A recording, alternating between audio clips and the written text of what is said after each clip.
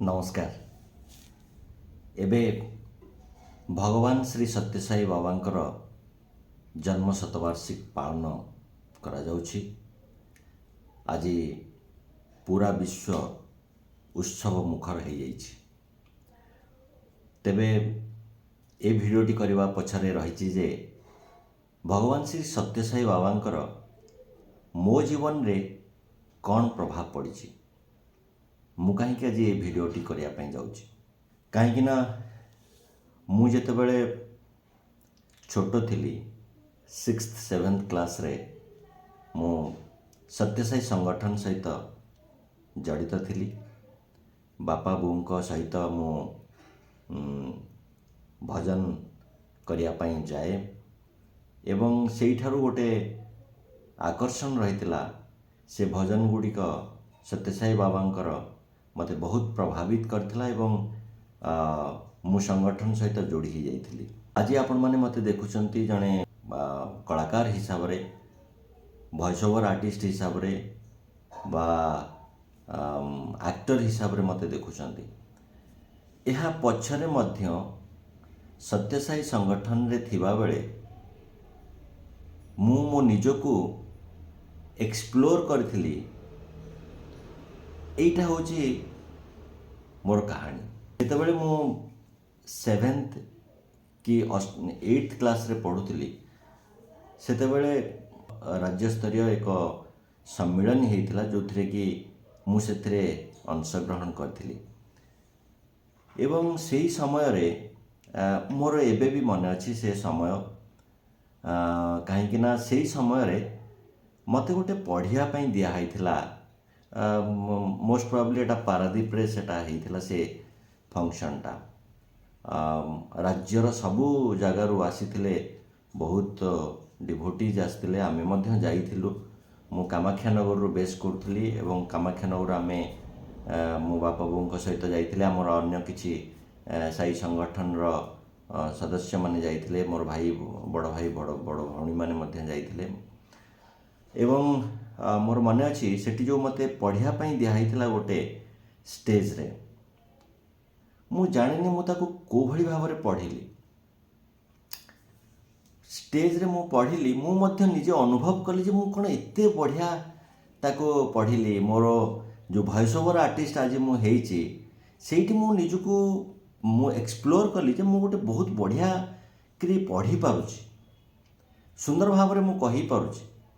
ଅବଶ୍ୟ ପଢ଼ିଲି, ସେଟା ନିଜ ମନରୁ ସେଟା ନଥିଲା, ସେଟା କିଏ ଜଣେ ଲେଖିଥିଲେ, ମୋତେ ପଢ଼ିବା ପାଇଁ କହିଲେ ଏବଂ ମୁଁ ଯାଇକି ଷ୍ଟେଜ୍ରେ ତାକୁ ପଢ଼ିଥିଲି। ଯେତେବେଳେ ରାଜ୍ୟର ସବୁ ଗୋଟେ ବଡ଼ ସମ୍ମିଳନୀ ଭିତରେ ସେଟାକୁ ପଢ଼ା, ମୁଁ 8ମ ଶ୍ରେଣୀରେ ପଢ଼ୁଥିଲି। ସେତେବେଳେ କାହିଁକି ଜାଣି ସେତେବେଳେ ମୋ ମନ ଭିତରେ ଆସିଲା ଯେ ଏଇଟା କେମିତି ସମ୍ଭବ ହେଲା।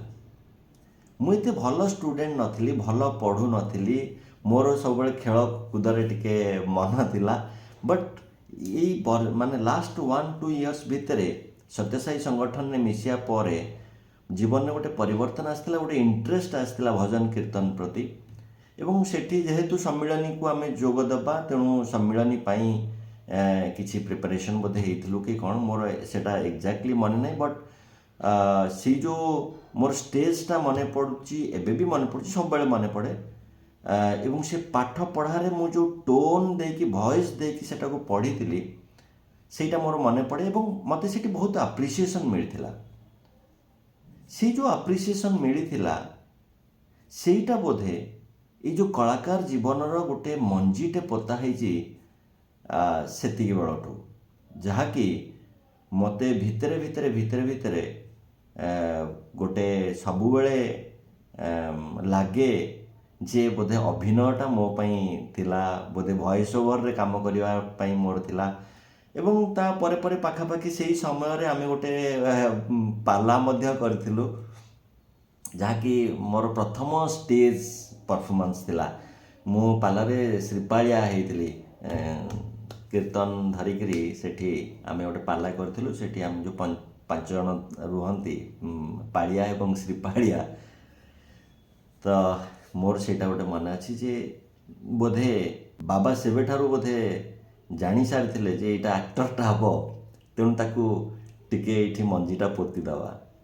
ତେଣୁ ମୁଁ ମଧ୍ୟ ଆଜି ଯଦି ମୋର କିଛି ମୁଁ ରୋଜଗାର କରିପାରୁଛି, ରୋଜଗାରକ୍ଷମ ହେଇଛି ଏବଂ କଳାକାର ହେବା ମାଧ୍ୟମରେ କଳାକାର ହେଇକିରି କିଛି ପଇସା ରୋଜଗାର କରିପାରୁଛି, ଏହା ସେଇଠୁ ହିଁ ଆସିପାରିଛି। ତେଣୁ ମୁଁ ବହୁତ ବହୁତ ଧନ୍ୟବାଦ ଭଗବାନ ଶ୍ରୀ ସତ୍ୟ ସାଇ ବାବାଙ୍କୁ ଦେଉଛି ଏବଂ ସେ ସମୟରେ ମୋ ସହିତ ସଂଗଠନରେ ଜଡ଼ିତ ଥିବା ସମସ୍ତ ବ୍ୟକ୍ତିବିଶେଷଙ୍କୁ ଧନ୍ୟବାଦ ଦେବି ଯେ ମୋତେ ଇନ୍ସପାୟାର କରିଥିଲେ ଏବଂ ମୋ ମନ ଭିତରେ ଗୋଟେ ଦେଇଥିଲେ ଯେ ହଁ ମୁଁ ଗୋଟେ ବଢ଼ିଆ ପଢ଼ିପାରୁଛି। ବୋଧେ ଏଇଟା ଗୋଟେ ନୂଆ ଦିଗଟେ ମୁଁ ସେଠି ଏକ୍ସପ୍ଲୋର କରିଥିଲି।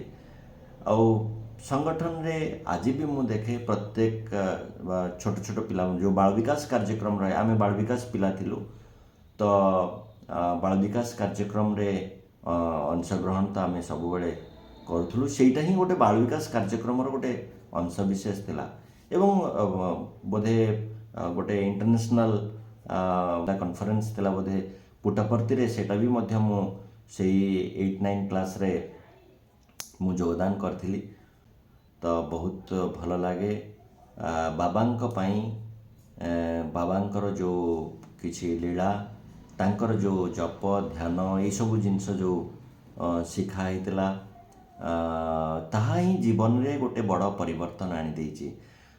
ସବୁଠାରୁ ବଡ଼ କଥା ହେଉଛି ଜୀବନର କୌଣସି ଗୋଟେ ପରିସ୍ଥିତିକୁ ସାମ୍ନା କରିବାର କ୍ଷମତା ଦେଇଛି ସେ ସବୁ କାର୍ଯ୍ୟକ୍ରମ। କୌଣସି ବି ପରିସ୍ଥିତିରେ ମନ ଉଣା ହେଇଯାଏ ନାହିଁ। ଖରାପ ପରିସ୍ଥିତିରୁ କିଭଳି ଭାବରେ ନିଜକୁ ବାହାର କରି ଅଣାଯାଇପାରିବ ସେଠୁ ଶିଖା ହେଇପାରିଛି। ତେଣୁ ଭଗବାନଙ୍କୁ ମୁଁ ଧନ୍ୟବାଦ ଜଣାଉଛି। ତାଙ୍କ ପାଇଁ ଯଦି ଭଲ ପଢ଼ୁନଥିବା ସତ୍ୟ ମଧ୍ୟ ଗୋଟେ ଭଲ ମଣିଷ ହେବାର ଯେଉଁ କ୍ଷମତା ଗୋଟେ ମନ ଭିତରେ ସୃଷ୍ଟି କରିଛନ୍ତି, ସେଥିପାଇଁ ବହୁତ ବହୁତ ଧନ୍ୟବାଦ ଏବଂ ସଂଗଠନର ପ୍ରତ୍ୟେକ ବ୍ୟକ୍ତି ବିଶେଷଙ୍କୁ ମଧ୍ୟ ବହୁତ ବହୁତ ଧନ୍ୟବାଦ। ଜୟ ସାଇରାମ।